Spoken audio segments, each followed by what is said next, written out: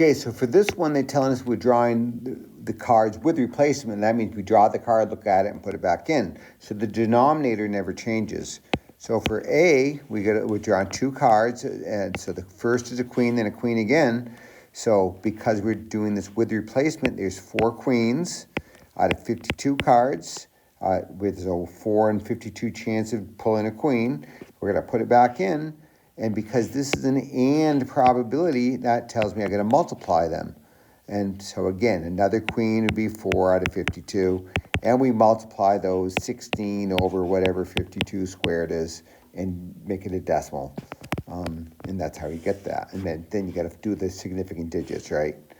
And then B, for a queen, then a jack. And again, this is with replacement, so there's 4 queens, so 4 out of 52. And then there's 4 jacks, and the denominator hasn't changed. So that's also 52 here. Let me come back and it actually works out to be the exact same answer as above. And you see that it is with the answer key.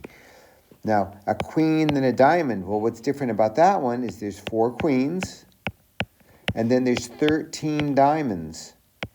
So that's where they're getting that answer. You do the 4 times 13 divided by 52 squared, and that's how you're getting that answer. Okay, so I hope that's okay, and I know the denominator's not changing because of the with replacement. So now this one, it's without replacement. So this tells us the denominator is going to change. So the probability of getting a queen is 4 out of 52.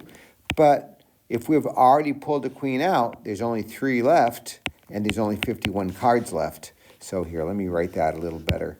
So it becomes 4 out of 52 in the first draw, and then 3 out of 51 on the second draw. And you multiply 12 divided by whatever 52 times 51 is. And you get that decimal. It would have to be that one.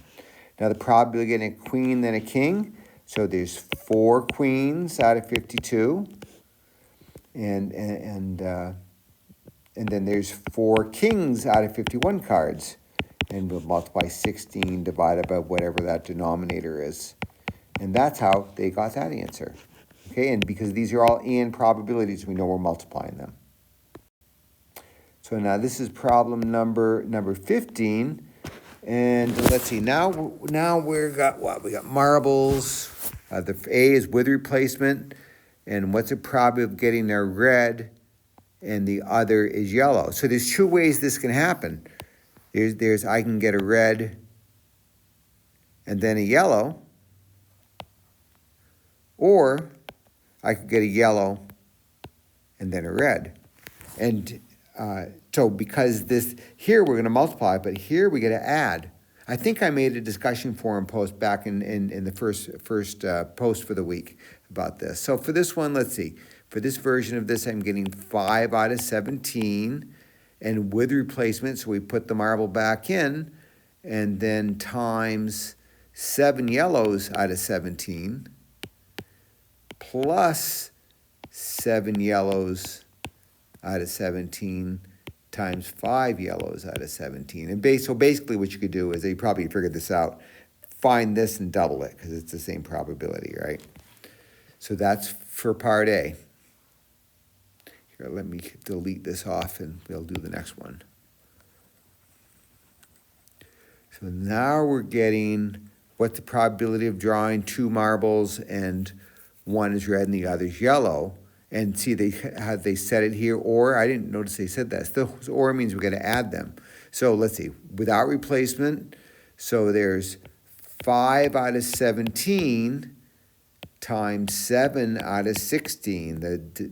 We haven't drawn a yellow marble, so there's still 17 left. But we have drawn a marble, so there's only 16 left in the bin. And then on the other side, it'll be 7 yellow and red. I think it's the same probability, isn't it? 7 over 17 times 5 over 16. That'll actually work out to be the same thing.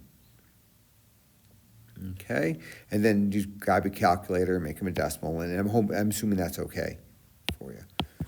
And then for part C, we're drawing 5 marbles, and what's the probability that all yellow, and it's without replacement? So there's 7 out of 17 in the first draw.